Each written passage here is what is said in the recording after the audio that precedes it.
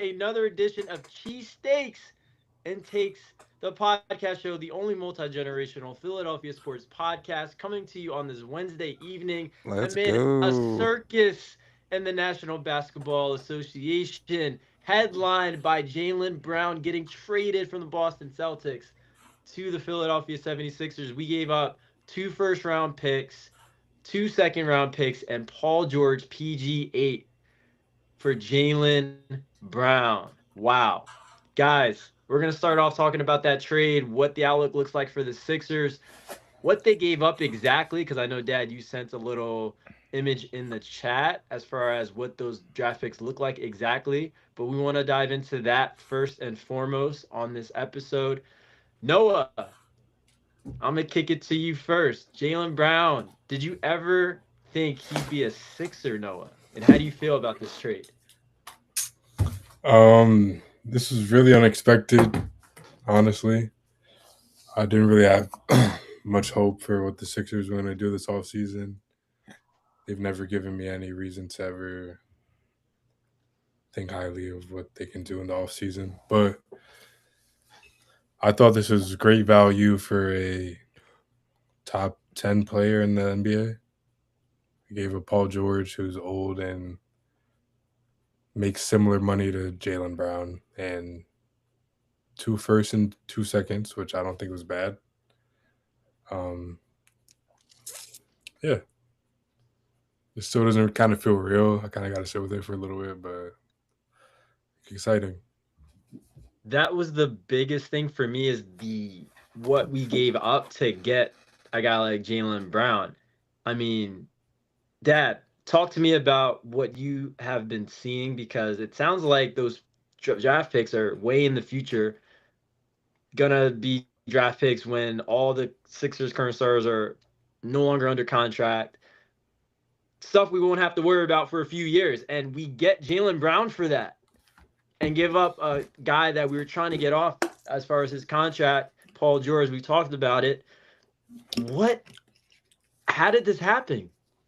I have no idea. I I'm I was not on Twitter. I wasn't looking at ESPN and my phone. I look at my phone and shout out to Hollis, my man Hollis Gilliam, who lives in Atlanta. He's a Sixer fan from Philly. I see his helm. I pick up and he said, "Are you seeing this shit?" And I'm like, "No. What are you talking about?" He's like, "You're joking, right?" I'm like, "No."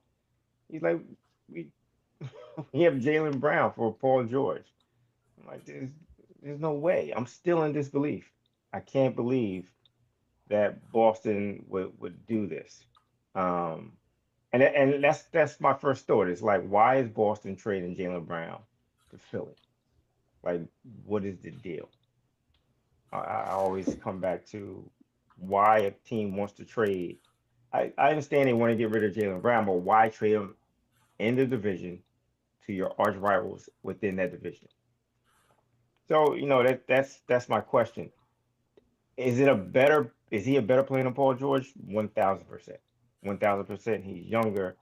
Contracts are pretty much the same, but I'd rather have Jaylen Brown on that contract than Paul George.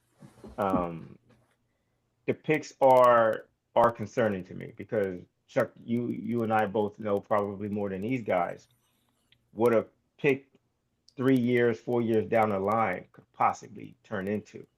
We traded in 1978 we traded World Be Free, who was our shooting guard slash point guard, for a future pick in 1984. That pick turned out to be Charles Barkley. Charles Barkley, yeah. So you never know what those picks are going to look like down the line. Having said that, those picks are down the line, and you can say F those picks. Like, we have a Finals MVP on our team.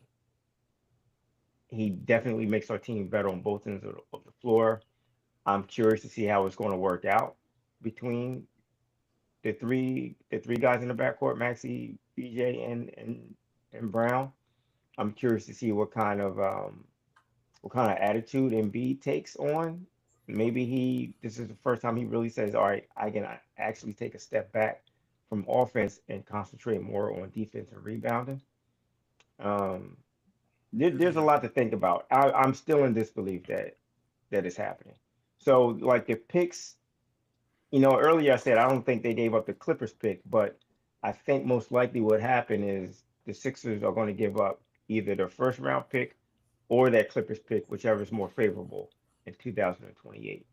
And then you have an unprotected pick in 2021. So those picks that's a valuable pick. Those are It valuable is. picks.